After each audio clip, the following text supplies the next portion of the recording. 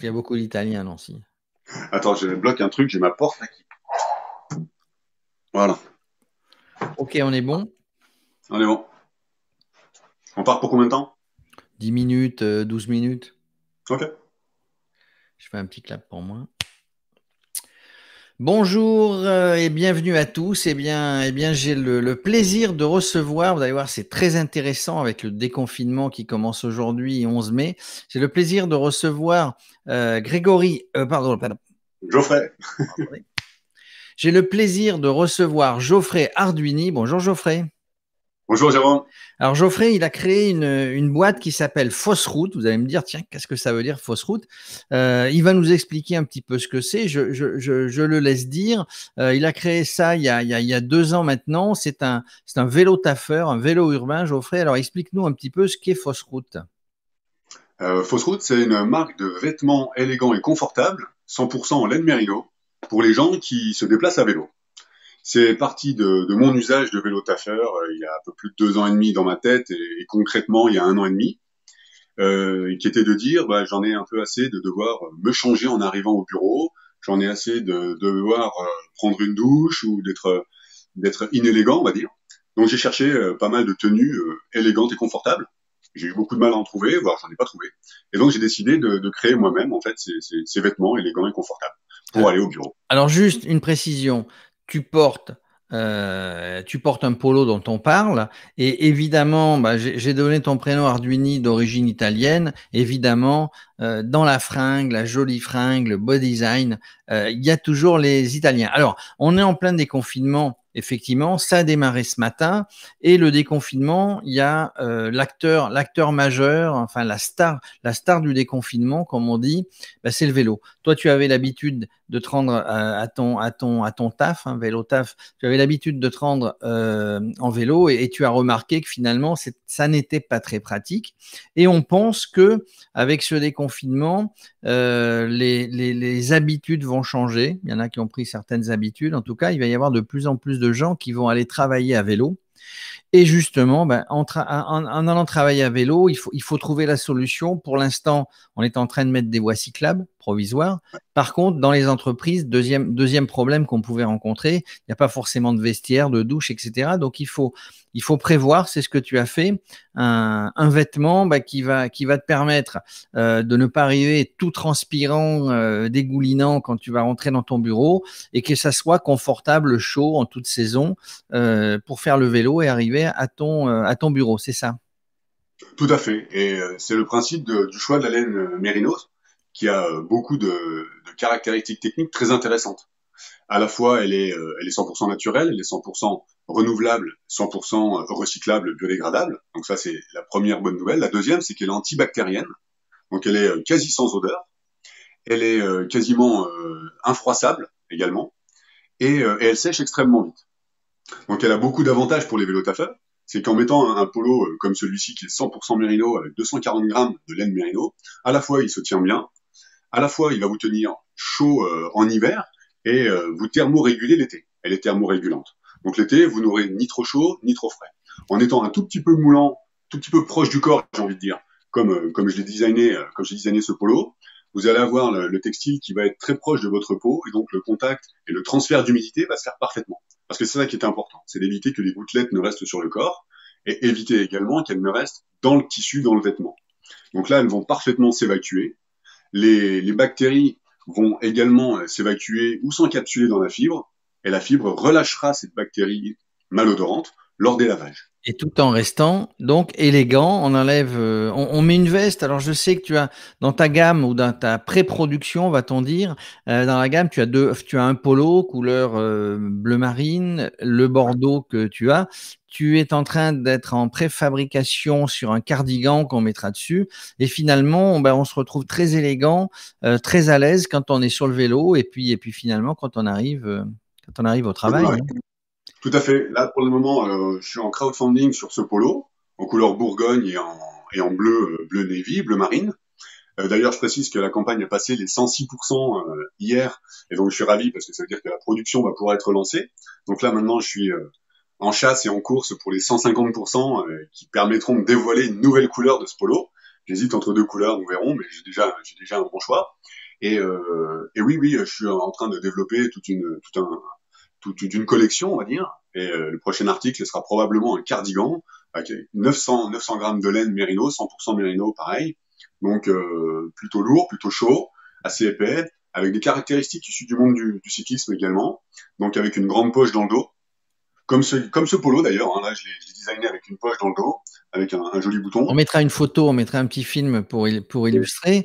Donc ça veut Ouais. dire que c'est un vrai vêtement urbain, un vrai vêtement travail, mais aussi un vrai vêtement de vélo. Tout à fait, tout à fait. Il est pensé pour la ville, pour le côté urbain, parce que bah, il a sa tenue élégante d'un polo, on va dire un peu plus classique, avec un tout petit logo qui n'affiche pas la Très marque en discret, gros, donc qui vous est allez très être discret. très discret. Il est sobre, uni. Moi, je l'ai voulu comme le polo de tous les jours. Il est intemporel et il va plaire énormément aux cyclotouristes également. Parce que quand on fait un cyclotourisme et qu'on fait une belle promenade de plusieurs jours, on n'a pas forcément envie d'être habillé comme un panneau de signalisation. Et lors des nombreux arrêts qu'on peut faire, des visites ou des pauses, des restaurants, etc., Il n'y a pas être besoin de élégant. changer pour aller au restaurant, etc. Ça veut dire que toi, si tu as inventé ça, je ne sais pas dans quel métier tu es ou tu étais, mais ça veut dire que tu n'avais pas trouvé ce que tu cherchais dans ce domaine-là.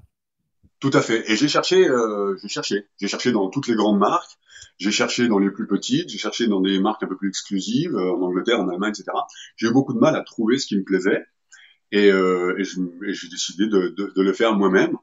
Et je trouve que la plupart des marques sont trop souvent issues du monde du sport et du Mmh. cyclisme, donc qui viennent un peu vers l'urbain, mais ça a toujours une tendance très sportive. Et moi, je voulais pas de tendance très sportive.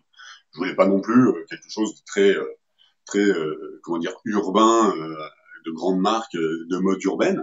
Donc quelque chose à la frontière. Donc Et, j'ai créé et- quelque chose qui me et plaisait et qui me trouver satisfaisait. quelque chose en termes de coût raisonnable, puisque bah, si on veut que ça soit vendu, si tu veux le vendre derrière, faut pas non plus que ça coûte un mois de salaire pour s'habiller. Dis-moi, alors tu es à la mode européenne, on va dire, puisque bah, ça a été pensé, designé en France. Les fils viennent de tissage italien et je crois qu'ensuite c'est fabriqué au Portugal, c'est ça?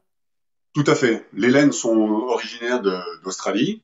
Les Australiens ont 90% du marché de la laine mérinos, donc il n'y a rien d'étonnant à cela. Ensuite, les fils sont tissés en Italie, entre Vérone et Venise. Et finalement, la production est faite dans le nord du Portugal, par une usine portugaise, mais qui appartient à une entreprise française. En fait, c'est fait par les filatures de la marque Montagu, qui est une grande marque de vêtements française. Et donc leur activité de marque tierce me permet de fabriquer chez eux. Donc c'est plutôt la marque de l'excellence. C'est une grande marque de tissage et de maille. Et alors toi, tu les utilises déjà, en fait, tu es le concepteur, tu es le designer, tu es le mannequin de la marque, tu es, c'est ça, hein, tu fais tout dans la maison, hein.